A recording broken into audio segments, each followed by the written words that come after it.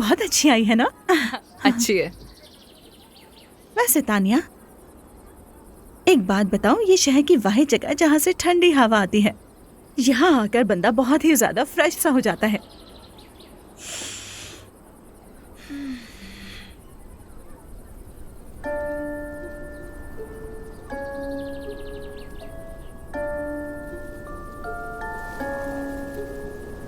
उसने और मैंने फैसला किया है कि अब हम इकट्ठे रहेंगे।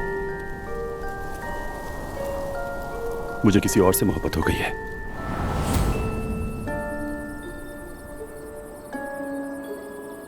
Sasha,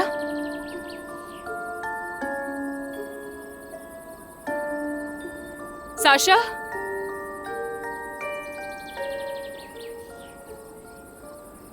Sasha, Sasha.